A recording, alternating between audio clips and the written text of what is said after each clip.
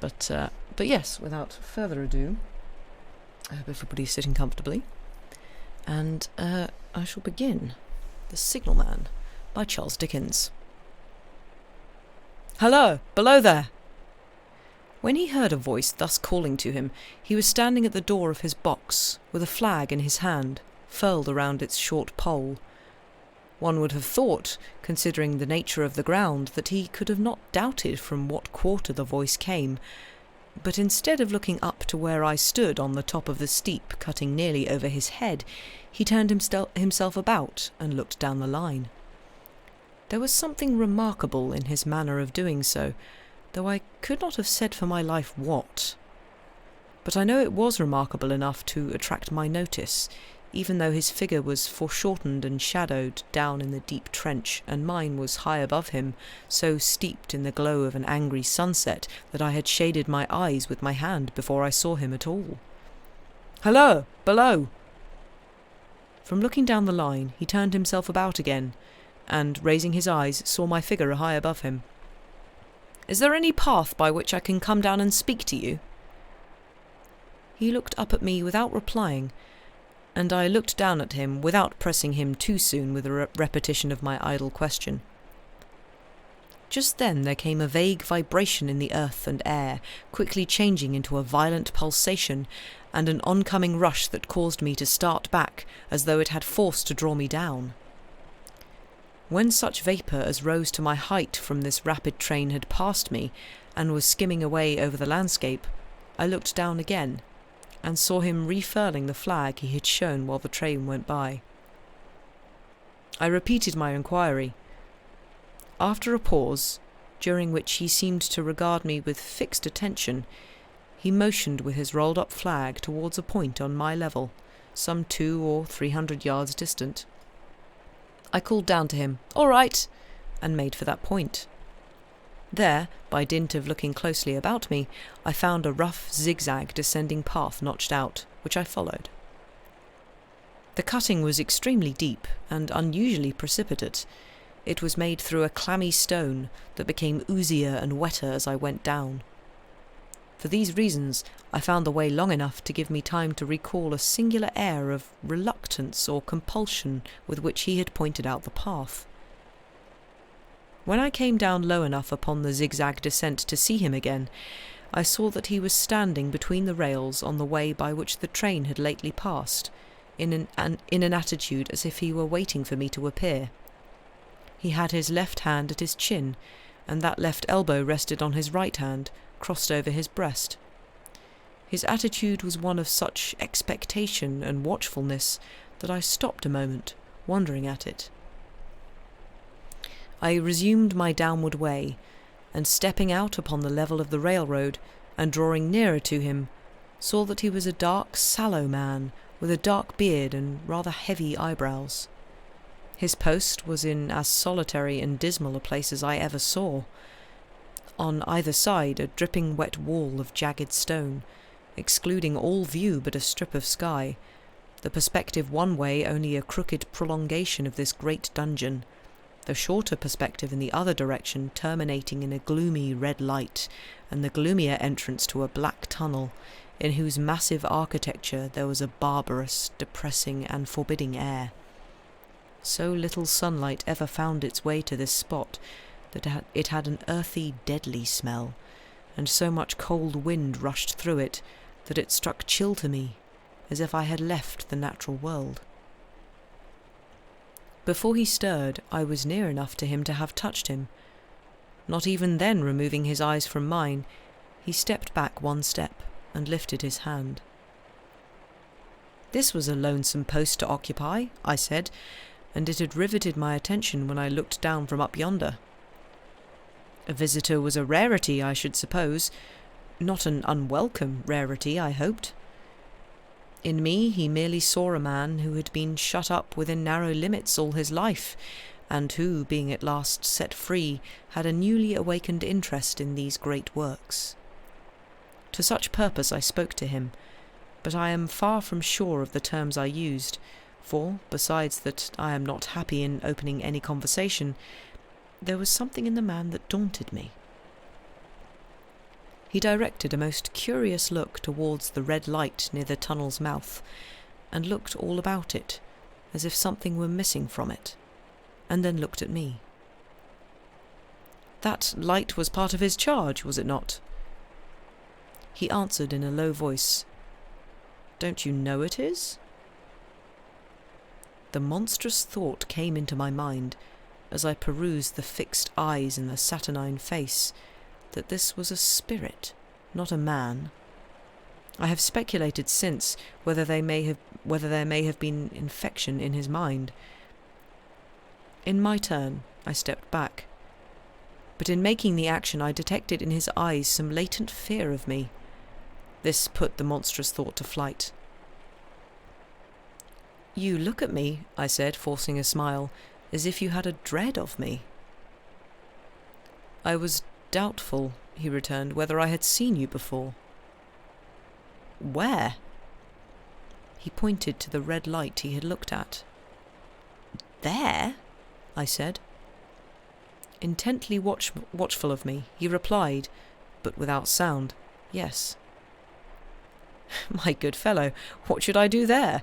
However, be that as it may, I never was there, you may swear."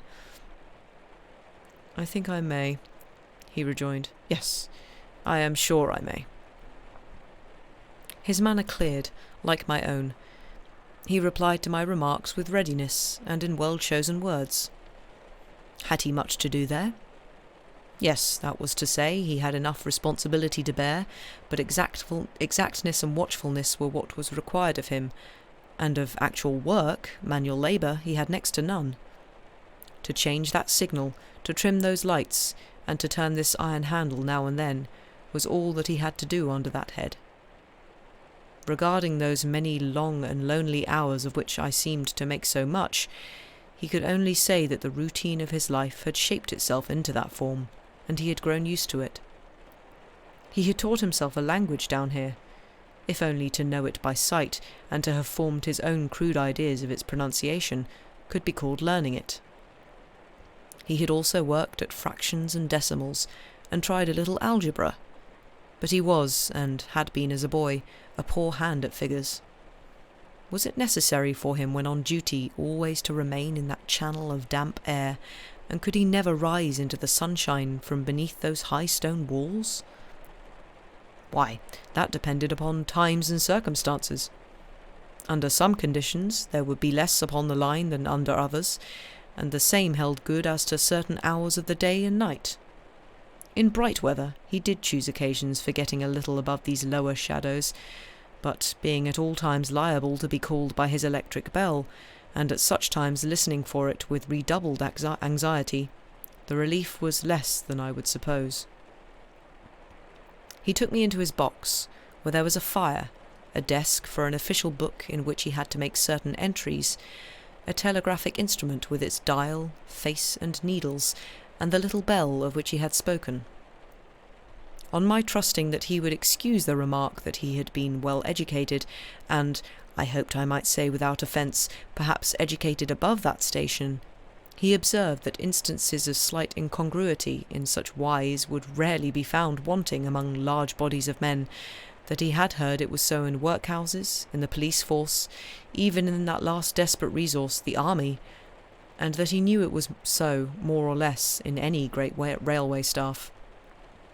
He had been, when young, if I could believe it sitting in that hut, he scarcely could, a student of natural philosophy, and had attended lectures, but he had run wild, misused his opportunities, gone down, and never risen again. He had no complaint to offer about that. He had made his bed, and he lay upon it. It was far too late to make another. "All that I have here condensed," he said in a quiet manner, with his grave, dark regards divided between me and the fire. He threw in the word "sir" from time to time, and especially when he referred to his youth, as though to request me to understand that he claimed to be nothing but what I found him. He was several times interrupted by the little bell, and had to read off messages and send replies. Once he had to stand without the door, and display a flag as a train passed, and make some verbal communication to the driver. In the discharge of his duties, I observed him to be remarkably exact and vigilant, breaking off his discourse at a syllable, and remaining silent until what he had to do was done. In a word, I should have set this man down as one of the safest of men to be employed in that capacity, but for the circumstance that, while he was speaking to me, he twice broke off with a fallen colour, turned his face towards the little bell when it did not ring, opened the door of the hut, which was kept shut to exclude the unhealthy damp, and looked out towards the red light near the mouth of the tunnel. On both of those occasions he came back to the fire with the inexplicable air upon him which I had remarked, without being able to define, when we were so far asunder.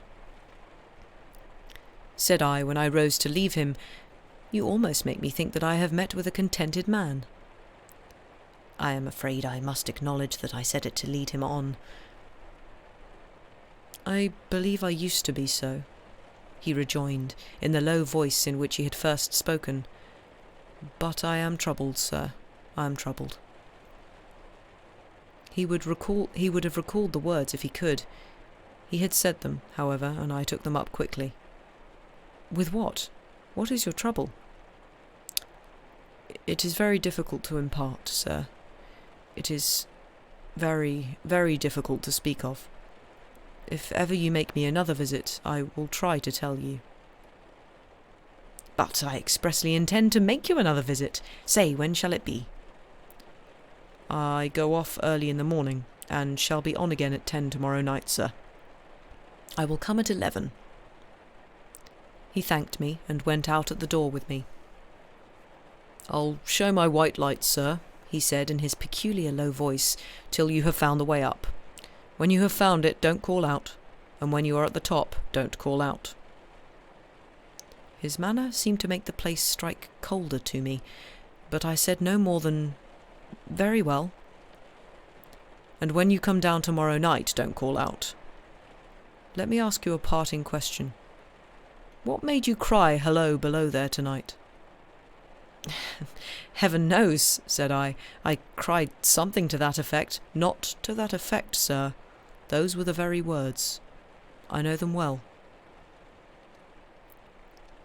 "Admit those were the very words. I said them, no doubt, because I saw you below." "For no other reason?" "What other reason could I possibly have?" "You had no feeling that they were conveyed to you in any supernatural way?" "No." He wished me good night, and held up his light. I walked by the side of the down line of rails, with a very disagreeable sensation of a train coming behind me, until I found the path. It was easier to mount than to descend, and I got back to my inn without any adventure. Punctual to my appointment, I placed my foot on the first notch of the zigzag next night, as the distant clocks were striking 11. He was waiting for me at the bottom, with his white light on. "I have not called out," I said, when we came close together. "May I speak now?" "By all means, sir." "Good night, then, and here's my hand." "Good night, sir, and here's mine." With that we walked side by side to his box, entered it, closed the door, and sat down by the fire. "I have made up my mind, sir," he began, bending forward as soon as we were seated, and speaking in a tone but a little above a whisper, "that you shall not have to ask me twice what troubles me. I took you for someone else yesterday evening. That troubles me."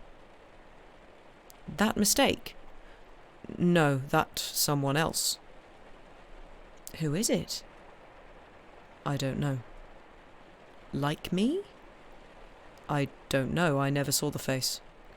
The left arm is across the face, and the right arm is waved, violently waved, this way."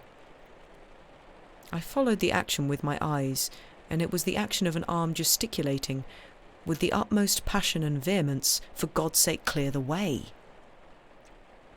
"One moonlight night," said the man, "I was sitting here, when I heard a voice cry, 'Hello, below there!' I started up, looked from that door, and saw this someone else standing by the red light near the tunnel, waving as I just now showed you. The voice seemed hoarse with shouting, and it cried, "Look out, look out," and then again, "Hello, below there, look out." I caught up my lamp, turned it on red, and ran towards the figure, calling, "What's wrong? What has happened? Where?" It just stood outside the blackness of the tunnel. I advanced so close upon it that I wondered at its keeping the sleeve across its eyes. I ran right up at it, and had my hand stretched out to pull the sleeve away, when it was gone. Into the tunnel?" said I. "No. I ran on into the tunnel, 500 yards. I stopped and held my lamp above my head, and saw the figures of the measured distance, and saw the wet stains stealing down the walls and trickling through the arch. I ran out again faster than I had run in, for I had a mortal abhorrence of the place upon me, and looked all around the red light with my own red light, and I went up the iron ladder to the gallery atop of it, and I came down again and ran back here. I telegraphed both ways, "An alarm has been given, is anything wrong?" The answer came back both ways, "All well." Resisting the slow touch of a frozen finger tracing out my spine, I showed him how that this figure must be a deception of his sense of sight, and how that figures, originating in disease of the delicate nerves that minister to the functions of the eye, were known to have often troubled patients, some of whom had become conscious of the nature of their affliction, and had even proved it by experiments upon themselves. "As to an imaginary cry," said I, "do but listen for a moment to the wind in this unnatural valley while we speak so low, and to the wild harp it makes of the telegraph wires." "That was all very well," he returned, after we had sat listening for a while, "and he ought to know something of the wind and the wires, he who so often passed long winter nights there, alone and watching." But he would beg to remark that he had not finished. I asked his pardon, and he slowly added these words, touching my arm. "Within 6 hours after the appearance, the memorable accident on this line happened, and within 10 hours the dead and wounded were brought along through the tunnel over to the spot where the figure had stood." A disagreeable shudder crept over me, but I did my best against it. "It was not to be denied," I rejoined, "that this was a remarkable coincidence, calculated deeply to impress his mind, but it was unquestionable that remarkable coincidences did continually occur, and they must be taken into account in dealing with such a subject. Though, to be sure, I must admit," I added, for I thought I saw that he was going to bring the objection to bear upon me, "men of common sense did not allow much for coincidences in making the ordinary calculations of life." He again begged to remark that he had not finished. I again begged his pardon for being betrayed into interruptions. "This," he said, again laying his hand upon my arm and glancing over his shoulder with hollow eyes, "was just a year ago. 6 or 7 months passed, and I had recovered from the surprise and shock, when one morning, as the day was breaking, I, standing at the door, looked towards the red light, and saw the spectre again." He stopped, with a fixed look at me. Did it cry out?" "No, it was silent." "Did it wave its arm?" "No.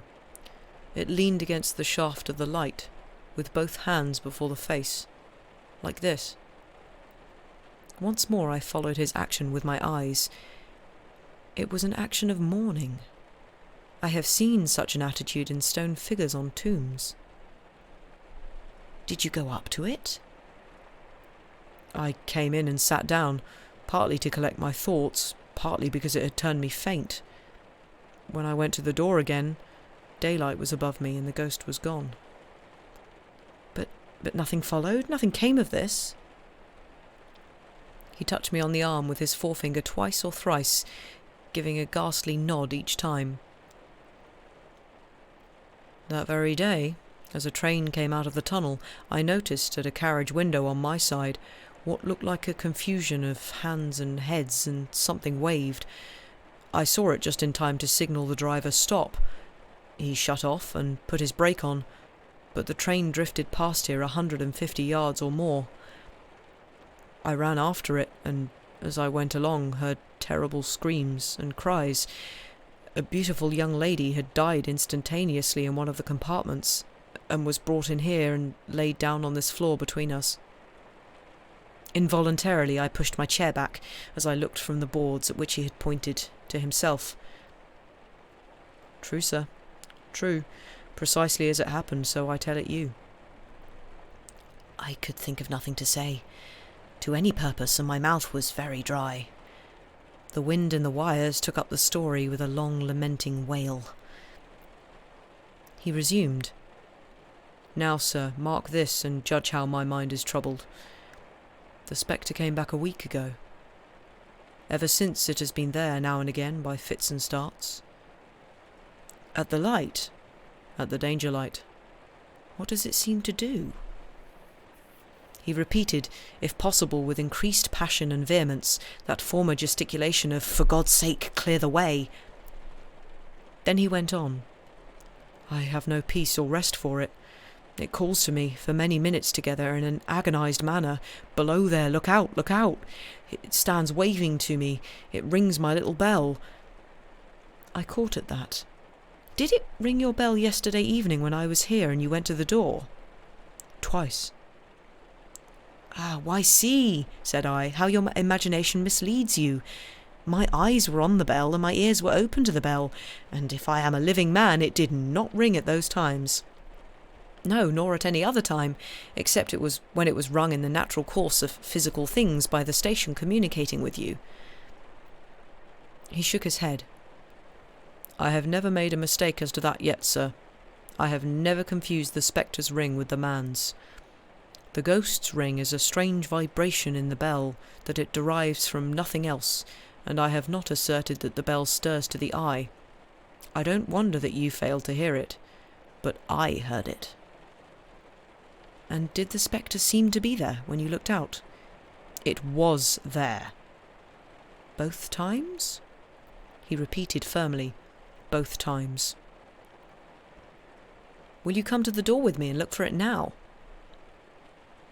He bit his underlip as though he were somewhat unwilling, but arose. I opened the door and stood on the step while he stood in the doorway. There was the danger light. There was the dismal mouth of the tunnel.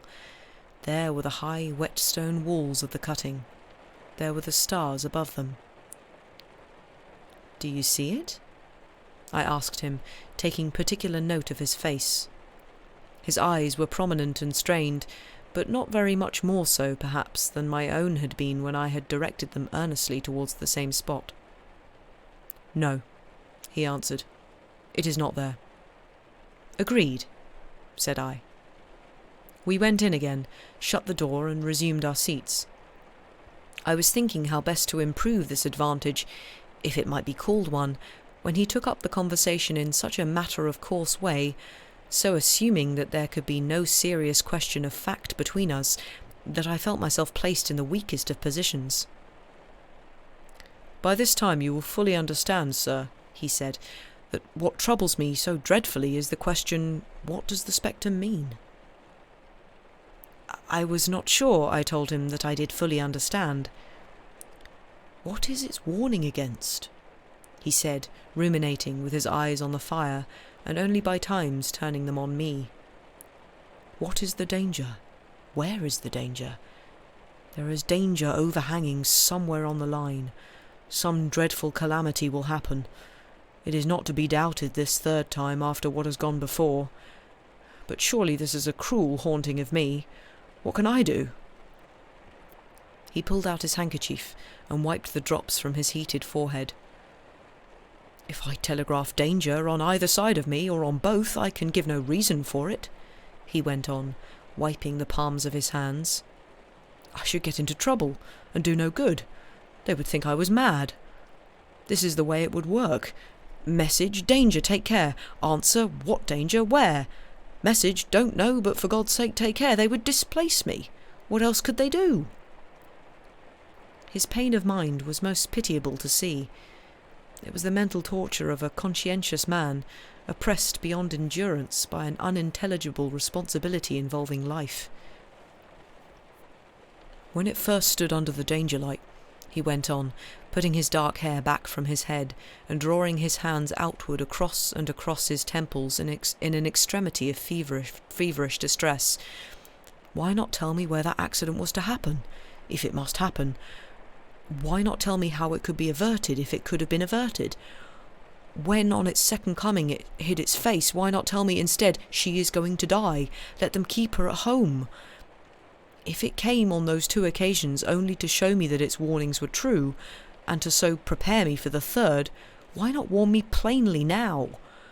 And I, Lord help me, a mere poor signal-man on this solitary station, why not go to somebody with credit to be believed and power to act?" When I saw him in this state, I saw that for the poor man's sake, as well as for the public safety, what I had to do for the time was to compose his mind. Therefore, setting aside all question of reality or unreality between us, I represented to him that whoever thoroughly discharged his duty must do well, and that at least it was his comfort that he understood his duty, though he did not understand these confounding appearances. In this effort I succeeded far better than in the attempt to reason him out of his conviction. He became calm. The occupations incidental to his post as the night advanced began to make larger demands on his attention, and I left him at 2 in the morning. I had offered to stay through the night, but he would not hear of it. That I more than once looked back at the red light as I ascended the pathway, that I did not like the red light, and that I should have slept but poorly if my bed had been under it, I see no reason to conceal. Nor did I like the 2 sequences of the accident and the dead girl. I see no reason to conceal that either. But what ran most in my thoughts was the consideration how ought I to act, having become the recipient of this disclosure. I had proved the man to be intelligent, vigilant, painstaking, and exact, but how long might he remain so in his state of mind? Though in a subordinate position, still he held a most important trust, and would I, for instance, like to stake my own life on the chances of his continuing to execute it with precision?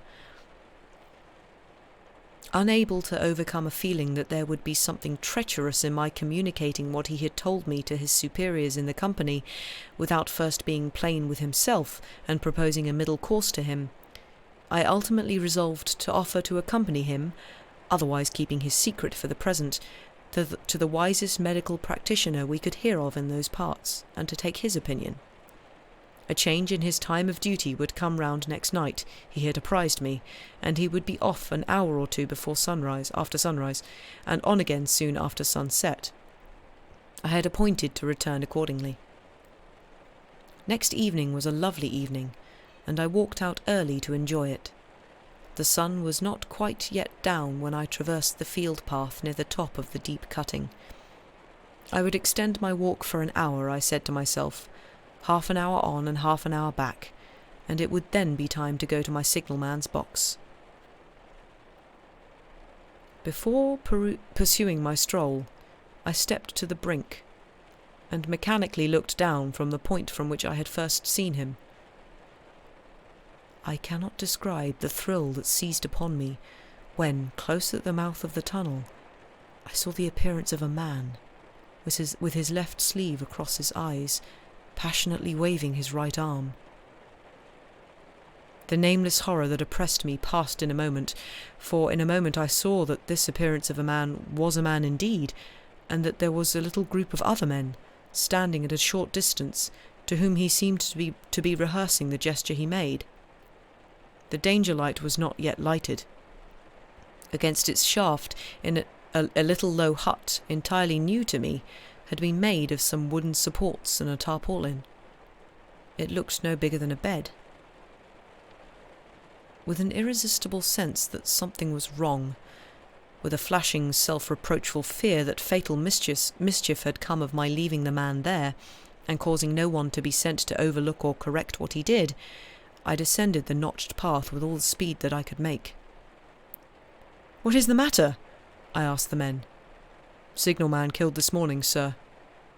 Not the man belonging to that box?" "Yes, sir." "Not the man I know?" "You will recognise him, sir, if you knew him." said the man who spoke for the others, solemnly uncovering his own head and raising an end of our tarpaulin, for his face is quite composed. "How did this happen? How did this happen?" I asked, turning from one to another as the hut closed in again. "He was cut down by an engine, sir. No man in England knew his work better, but somehow he was not clear of the outer rail. It was just at broad day. He had struck the light and had the lamp in his hand, but the engine came out of the tunnel, his back was towards her, and she cut him down. That man drove her and was showing how it happened. Show the gentleman, Tom." The man, who wore a rough dark dress, stepped back to his former place at the mouth of the tunnel. "Coming round the curve in the tunnel, sir," he said. "I saw him at the end, like as if I saw him down a perspective glass. There was no time to check speed, and I knew him to be very careful. As he didn't seem to take heed of the whistle, I shut it off when we were running down upon him, and called to him as loud as I could call." "What did you say?" "I said, 'Below there, look out, for God's sake, clear the way.'" I started. "It was a dreadful time, sir. I never left off calling to him. I put this arm before my eyes not to see, and I waved this arm to the last, but it was no use." Without prolonging the narrative to dwell on any one of its curious circumstances more than on any other, I may, in closing it, point out the coincidence that the warning of the engine driver included not only the words which the unfortunate signalman had repeated to me as haunting him, but also the words which I myself, not he, had attached, and that only in my own mind, to the gesticulation he had imitated. Ooh. Spooky. I quite like that. That doesn't quite go where you expect it to. That's rather fun. Well, fun. Not good because someone dies. But yeah, that's cool, wasn't it? Yeah. So I knew the vague plot points, but yeah, no, I'd never been told the end, and never read the end myself. So yeah, I quite like that. That's it's kind of the sort of ghost story that's like, is this him seeing things in the future? Is this an actual ghost, or is this someone with like foresight? And yeah, it's like all of these same sentences are getting in the head of the narrator as well. So yeah, any of the above. Yeah, that's what I like about a good ghost story. I think raises more questions than it necessarily answers. I mean, you can, yeah, I think you have different types of ghost stories, and obviously some of them are kind of nice to get some kind of closure afterwards, but like to know exactly what was going on. But I rather like that. That's that's rather fun. Very again, I do like Dickens. He does do a very good job of kind of setting the tone and setting the like sense of place. Really quite good at descriptions of places and kind of feelings of places and atmosphere and stuff. Yeah, very atmospheric. Yeah. Also, hi Salad and hi Teddy. Hope you're both doing well. Right, yes, so I've got one more. I reckon if we're all right with this stream being a little bit shorter, if we take a little break here and then come back to the second of these Dickens ghost stories, if that is to everybody's satisfaction. So yeah, gonna take a little break here. Everybody refill various liquids, and get a snack if you want a snack. Go to the loo if you need that. and I'll see you back in about 5 minutes. See you in a bit.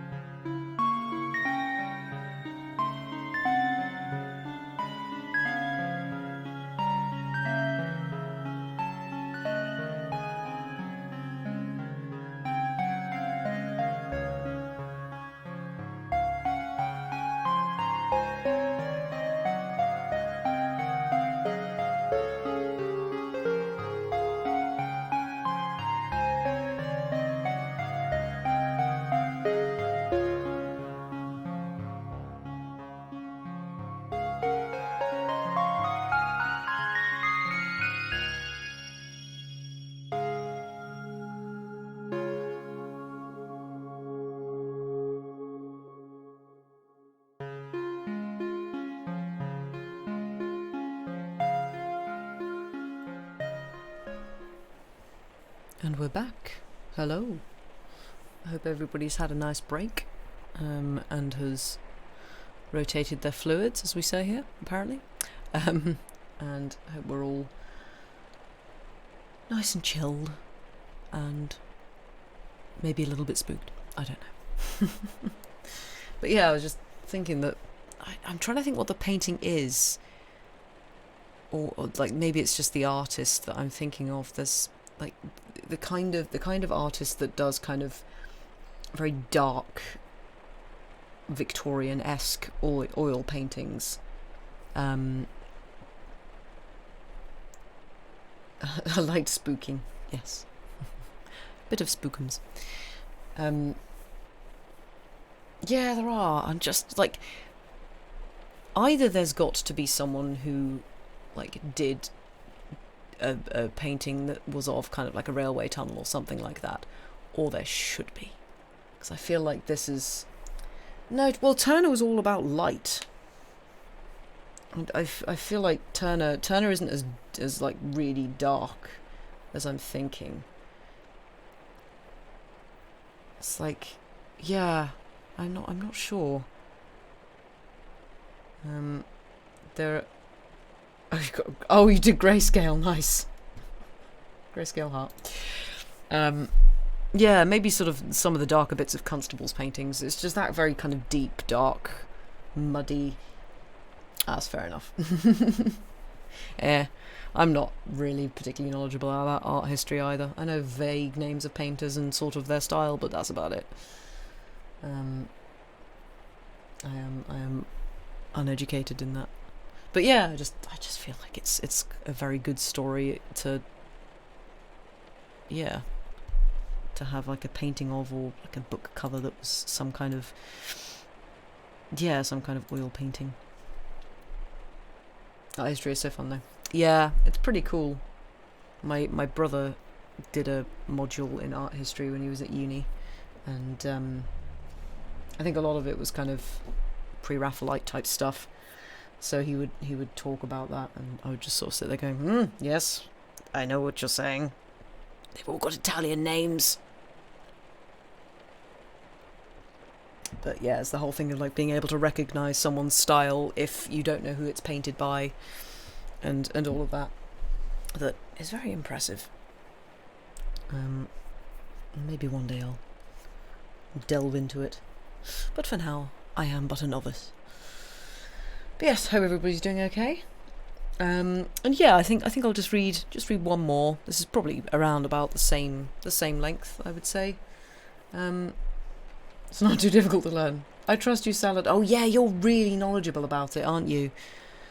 You're sickeningly good at it. Just like, because that. Am I right in saying you sort of referenced lots of painters and paintings about for your was it Ashes? No, was it Ashes the video you did? Was that for Ashes, or was it for another song?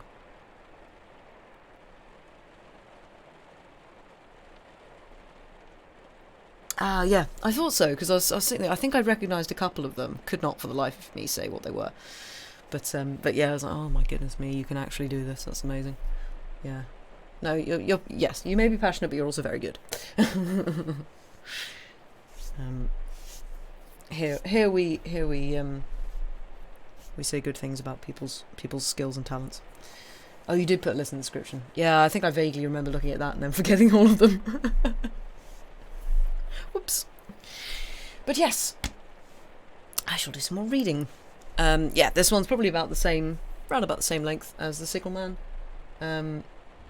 So yeah, probably won't be going on for too much longer. If that is all right with people. Yeah. There is another ghost story I could read afterwards, but I think it's quite neat and nice to have a couple of Dickens ones as their own little stream. So yes, I shall read this next one.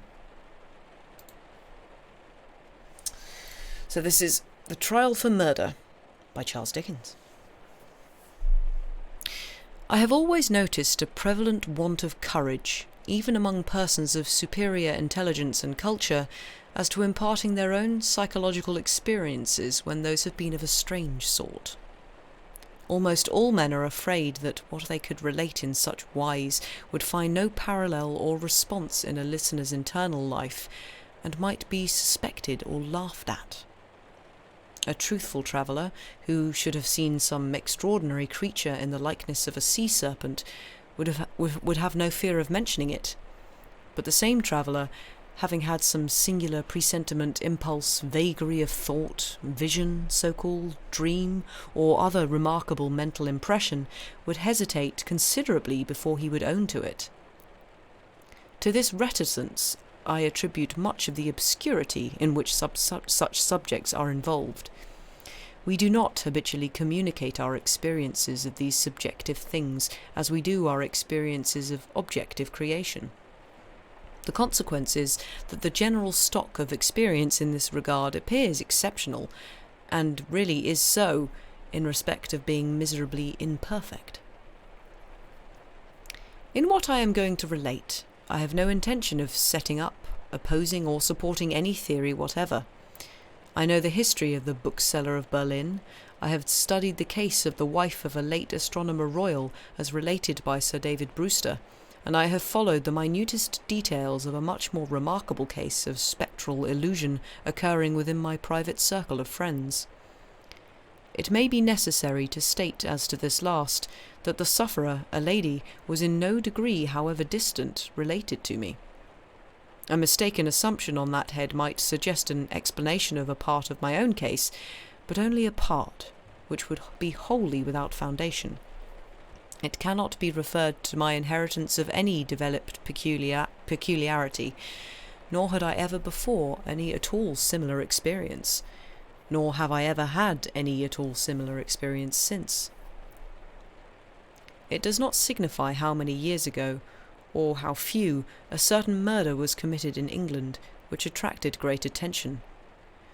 We hear more than enough of murderers as they rise in succession to their atrocious eminence, and I would bury the memory of this particular brute, if I could, as his body was buried in Newgate jail. I purposely abstain from giving any direct clue to the criminal's individuality.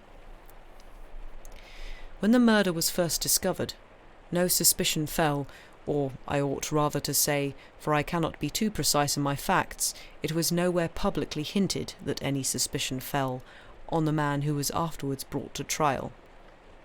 As no reference was at that time made to him in the newspapers, it is obviously impossible that any description of him can at that time have been given in the newspapers.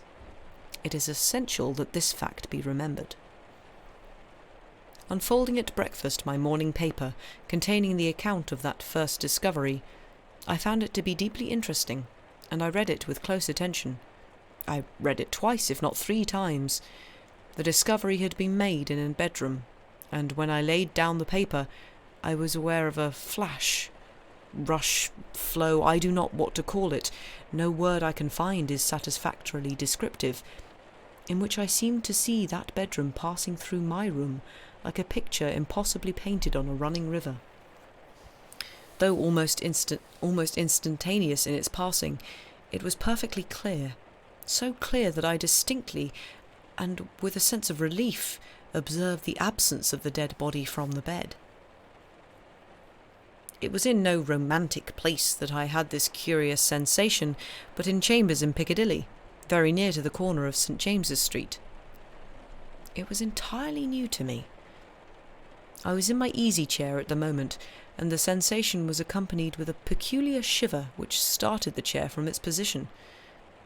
But it is to be noted that the chair ran easily on casters.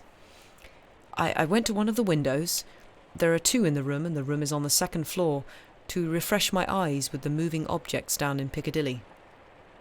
It was a bright autumn morning, and the street was sparkling and cheerful. The wind was high. As I looked out, it brought down from the park a quantity of fallen leaves, which a gust took and whirled into a spiral pillar. As the pillar fell and the leaves dispersed, I saw 2 men on the opposite side of the way, going from west to east. They were one behind the other, The foremost man often looked back over his shoulder. The second man followed him at a distance of some 30 paces, with his right hand menacingly raised. First, the singularity and steadiness of this threatening gesture in so public a thoroughfare attracted my attention, and next, the more remarkable circumstance that nobody heeded it. Both men threaded their way among the other passengers with a smoothness hardly consistent even with the action of walking on a pavement, and no single creature that I could see gave them place, touched them, or looked after them. In passing before my windows, they both stared up at me. I saw their two faces very distinctly, and I knew that I could recognize them anywhere. Not that I had consciously noticed anything very remarkable in either face, except that the man who went first had an unusually lowering appearance, and that the face of the man who followed him was of the colour of impure wax. I am a bachelor, and my valet and his wife constitute my whole establishment. My occupation is in a certain branch bank, and I wish that my duties as head of a department were as light as they are popularly supposed to be. They kept me in town that autumn, when I stood in need of change. I was not ill, but I was not well. My reader is to make the most that can be reasonably made of my feeling jaded, having a depressing sense upon me of a monotonous life, and being slightly dyspeptic. I am assured by my renowned doctor that my real state of health at that time justifies no stronger description, and I quote his own from his written answer to my request for it. As the circumstances of the murder, gradually unravelling, took stronger and stronger possession of the public mind, I kept them away from mine by knowing as little about them as was possible in the midst of the universal excitement. But I knew that a verdict of wilful murder had been found against the suspected murderer, and that he had been committed to Newgate for trial. I also knew that his trial had been postponed over 1 sessions of the Central Criminal Court, on the ground of general prejudice and want of time for the preparation of the defence. I may further have known, but I believe I did not, when or about when the sessions to which his trial stood postponed would come on. My sitting room, bedroom, and dressing room are all on one floor. With the last there is no communication but through the bedroom. True, there is a door in it, once communicating with the staircase, but a part of the fitting of my bath has been, and had then been for some years, fixed across it. At the same period, and as a part of the same arrangement, the door had been nailed up and canvassed over. I was standing in my bedroom late one night, giving some directions to my servant before he went to bed. My face was towards the only available door of communication with the dressing room, and it was closed. My servant's back was towards that door. While I was speaking to him, I saw it open, and a man look in, who very earnestly and mysteriously beckoned to me. That man was the man who had gone second of the two along Piccadilly, and whose face was the colour of impure wax. The figure, having beckoned, drew back and closed the door. With no longer pause than was made by my crossing my bedroom, I opened the dressing-room door and looked in. I had a lighted candle already in my hand. I felt no inward expectation of seeing the figure in the dressing-room, and I did not see it there.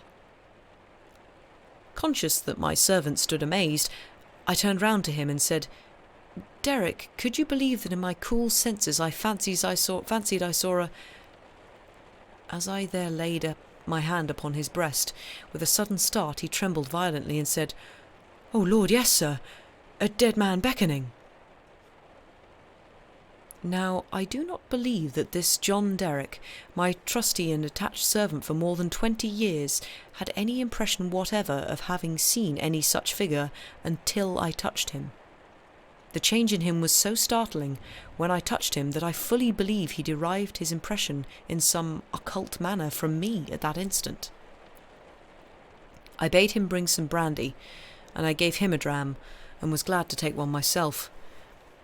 Of what had preceded that night's phenomenon, I told him not a single word. Reflecting on it, I was absolutely certain that I had never seen that face before except on the one occasion in Piccadilly. Comparing its expression when beckoning at the door with its expression when it had stared up at me as I stood at my window, I came to the conclusion that on the first occasion it had sought to fasten itself upon my memory, and that on the second occasion it had made sure of being immediately remembered. I was not very comfortable that night, though I felt a certainty, difficult to explain, that the figure would not return. At daylight I fell into a heavy sleep, from which I was awakened by John Derrick's coming to my bedside with a paper in his hand. This paper, it appeared, had been the subject of an altercation at the door between its bearer and my servant. It was a summons to me to serve upon a jury at the forthcoming sessions of the Central Criminal Court at the Old Bailey. I had never before been summoned on such a jury, as John Derrick well knew. He believed, I am not certain at this hour whether with reason or otherwise, that that class of jurors were customarily chosen on a lower qualification than mine, and he had at first refused to accept the summons. The man who served it had taken the matter very coolly. He had said that my attendance or non-attendance was nothing to him. There the summons was, and I should deal with it at my own peril and not at his. For a day or two I was undecided whether to respond to this call or take no notice of it. I was not conscious of the slightest mysterious bias, influence, or attraction one way or another. Of that I am strictly sure, as of every other statement that I make here. Ultimately, I decided, as a break in the monotony of my life, that I would go. The appointed morning was a raw morning in the month of November. There was a dense brown fog in Piccadilly, and it became positively black and in the last degree oppressive east of Temple Bar. I found the passages and staircases of the courthouse flaringly lighted with gas, and the court itself similarly illuminated. I think that, until I was conducted by officers into the old court and saw its crowded state, I did not know that the murderer was to be tried that day. I think that, until I was so helped into the old court with considerable difficulty, I did not know into which of the two courts sitting my summons would take me. But this must not be received as a positive assertion, for I am not completely satisfied in my mind on either point. I took my seat in the place appropriated to jurors in waiting, and I looked about the court as well as I could through the cloud of fog and breath that was heavy in it. I noticed the black vapour hanging like a murky curtain outside the great windows, and I noticed the stifled sound of wheels on the straw or tan that was littered in the street. Also the hum of the people gathered there, which a shrill whistle, or a louder song or hail than the rest, occasionally pierced. Soon afterwards the judges, 2 in number, entered and took their seats. The buzz in the court was awfully hushed. The direction was given to put the murderer to the bar. He appeared there, and in that same instant I recognised in him the first of the 2 men who had gone down Piccadilly. If my name had been called then, I doubt if I could have answered to it audibly. But it was about 6th or 8th in the panel, and I was by that time able to say, "Here." Now, observe. As I stepped into the box, the prisoner, who had been looking on attentively, but with no sign of concern, became violently agitated and beckoned to his attorney. The prisoner's wish to challenge me was so manifest that it occasioned a pause, during which the attorney, with his hand upon the dock, whispered with his client and shook his head. I afterwards had it from that gentleman that the prisoner's first affrighted words to him were, "At all hazards challenge that man," but that, as he would give no reason for it, and admitted that he had not even known my name until he heard it called and I appeared, it was not done. Both on the grounds already explained, that I wished to avoid reviving the unwholesome memory of that murderer, and also because a detailed account of his long trial is by no means indispensable to my narrative, I shall confine myself closely to such incidents in the 10 days and nights during which we, the jury, were kept together, as directly bear on my own curious personal experience. It is in that, and not in the murderer, that I seek to interest my reader. It is to that, and not to a page of the Newgate calendar, that I beg attention. I was chosen foreman of the jury. On the second morning of the trial, after evidence had been taken for 2 hours, I heard the church clock strike. Happening to cast my eyes over my brother jurymen, I found an inexplicable difficulty in counting them.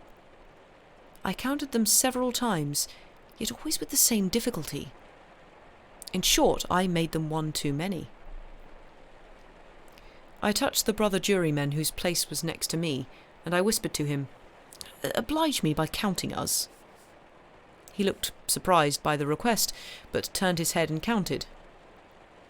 "Why," says he suddenly, "we are But no, it's not possible, no, we are 12. According to my counting that day, we were always right in detail, but in the gross we were always one too many. There was no appearance, no figure to account for it, but I now had an inward foreshadowing of the figure that was surely coming. The jury were housed at the London Tavern. We all slept in one large room on separate tables, and we were constantly in the charge and under the eye of the officer sworn to hold us in safe keeping. I see no real reason for suppressing the real name of that officer. He was intelligent, highly polite and obliging, and, I was glad to hear, much respected in the city. He had an agreeable presence, good eyes, enviable black whiskers, and a fine sonorous voice. His name was Mr. Harker. When we turned into our 12 beds that night, Mr. Harker's bed was drawn across the door.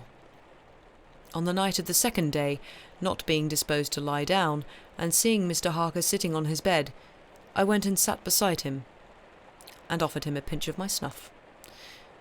As Mr. Harker's hand touched mine in taking it from my box, a peculiar shiver crossed him, and he said, "Who is this?" Following Mr. Harker's eyes, and looking along the room, I saw again the figure I expected, the second of the 2 men who had gone down Piccadilly. I rose and advanced a few steps, then stopped, and looked around at Mr. Harker. He was quite unconcerned, laughed, and said in a pleasant way, "I thought for a moment we had a 13th juryman without a bed, but I see it is the moonlight." Making no revelation to Mr. Harker, but inviting him to take a walk with me to the end of the room, I watched what the figure did. It stood for a few moments by the bedside of each of my 11 brother jurymen, close to the pillow. It always went to the right-hand side of the bed, and always passed out crossing the foot of the next bed. It seemed, from the action of the head, merely to look down pensively at each recumbent figure. It took no notice of me, or of my bed, which was that nearest to Mr. Harker's. It seemed to go out where the moonlight came in, through a high window, as by an aerial flight of stairs. Next morning at breakfast, it appeared that everybody present had dreamed of the murdered man last night, except myself and Mr. Harker. I now felt as convinced that the second man who had gone down Piccadilly was the murdered man, so to speak, as if it had been borne into my comprehension by his immediate testimony. But even this took place, and in a manner for which I was not at all prepared. On the 5th day of the trial, when the case for the prosecution was drawing to a close, a miniature of the murdered man, missing from his bedroom upon the discovery of the deed, and afterwards found in a hiding place where the murderer had been seen digging, was put in evidence. Having been identified by the witness under examination, it was handed up to the bench, and thence handed down to be inspected by the jury. As an officer in a black gown was making his way with it across to me, the figure of the second man who had gone down Piccadilly impetuously started from the crowd, caught the miniature from the officer, and gave it to me with his own hands, at the same time saying in a low and hollow tone, before I saw the miniature, which was in a locket, "I was younger then, and my face was not then drained of blood." It also came between me and the brother juryman to whom I would have given the miniature, and between him and the brother juryman to whom he would have given it, and so passed it on through the whole of our number, and back into my possession. Not one of them, however, detected this. At table, and generally when we were shut up together in Mr. Harker's custody, we had from the first naturally discussed the day's proceedings a good deal. On that 5th day, the case for the prosecution being closed, and we having that side of the question in a completed shape before us, our discussion was more animated and serious.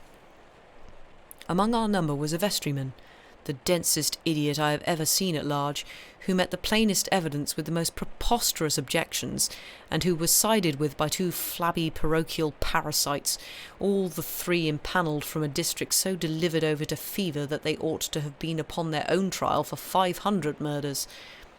When these mischievous blockheads were at their loudest, which was towards midnight, while some of us were already preparing for bed, I again saw the murdered man.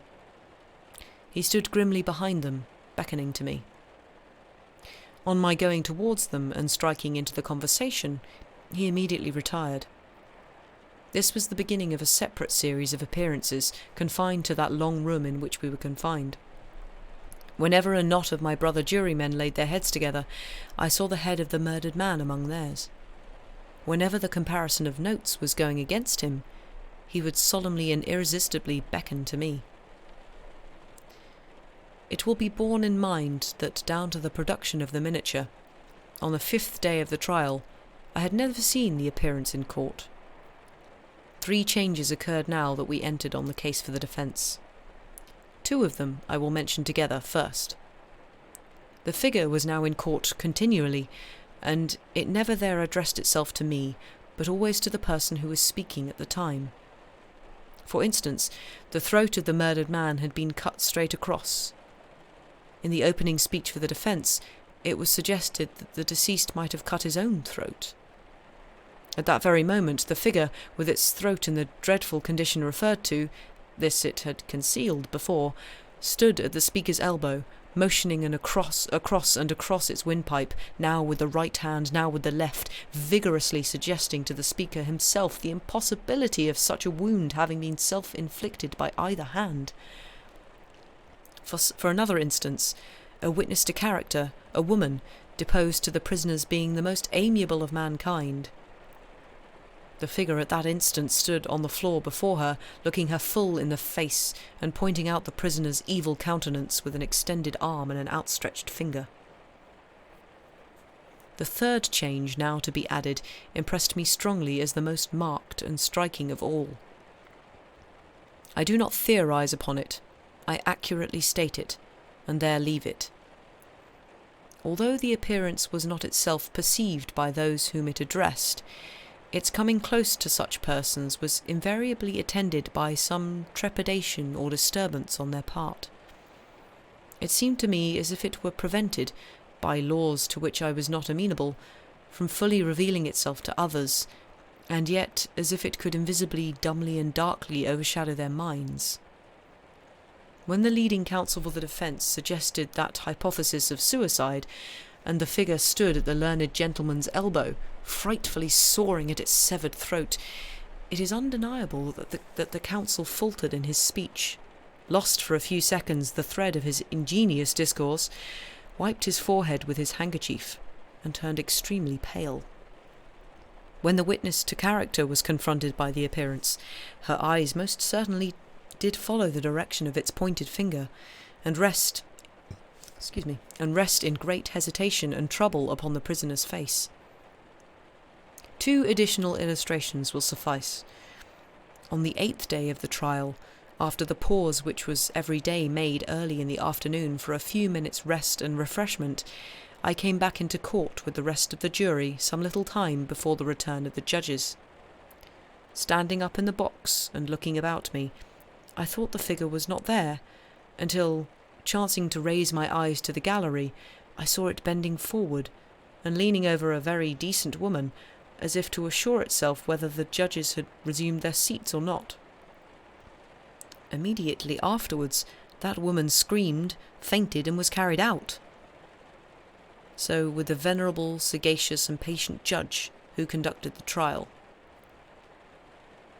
When the case was over, and he settled himself and his papers to sum up, the murdered man, entering by the judge's door, advanced to his lordship's desk, and looked eagerly over his shoulder at the pages of his notes which he was turning. A change came over his lordship's face. His hand stopped. The peculiar shiver that I knew so well passed over him. He faltered. "Excuse me, gentlemen, for a few moments. I am somewhat oppressed by the vitiated air," and did not recover until he had drunk a glass of water. Through all the monotony of 6 of those interminable 10 days, the same judges and others on the bench, the same murderer in the dock, the same lawyers at the table, the same tones of question and answer rising to the roof of the court, the same scratching of the judge's pen, the same ushers going in and out, the same lights kindled at the same hour when there had been any natural light of day, the same foggy curtain outside the great windows when it was foggy, the same rain pattering and dripping when it was rainy, the same footmarks of turnkeys and prisoner day after day on the same sawdust, the same keys locking and unlocking the same heavy doors.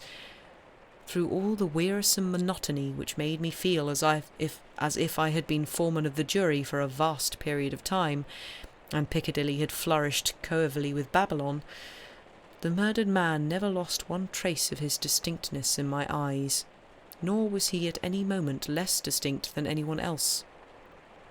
I must not omit, as a matter of fact, that I never once saw the appearance by which I call by the name of the murdered man look at the murderer. Again and again I wondered, why does he not? But he never did. Nor did he look at me after the production of the miniature until the last closing minutes of the trial arrived. We retired to consider at 7 minutes before 10 at night. The idiotic vestryman and his 2 parochial parasites gave us so much trouble that we twice returned into court to beg to have certain extracts from the judge's notes re-read. 9 of us had not the smallest doubt about those passages. Neither, I believe, had anyone in the court. The dunderheaded triumvirate, having no idea but obstruction, disputed them for that very reason. At length we prevailed, and finally the jury returned into court at 10 minutes past 12. The murdered man at that time stood directly opposite the jury box, on the other side of the court. As I took my place, his eyes rested on me with great attention. He seemed satisfied, and slowly shook a great grey veil, which he carried on his arm for the first time, over his head and whole form. As I gave in our verdict, guilty, the veil collapsed. All was gone, and his place was empty. The murderer, being asked by the judge, according to usage, whether he had anything to say before sentence of death should be passed upon him, indistinctly muttered something which was described in the leading newspapers of the following day as a few rambling, incoherent and half-audible words, in which he was understood to complain that he had not had a fair trial because the foreman of the jury was prepossessed against him. The remarkable declaration that he really made was this: "My lord, I knew I was a doomed man when the foreman of my jury came into the box. My lord, I knew he would never let me off, because before I was taken, he somehow got to my bedside in the night, woke me, and put a rope around my neck."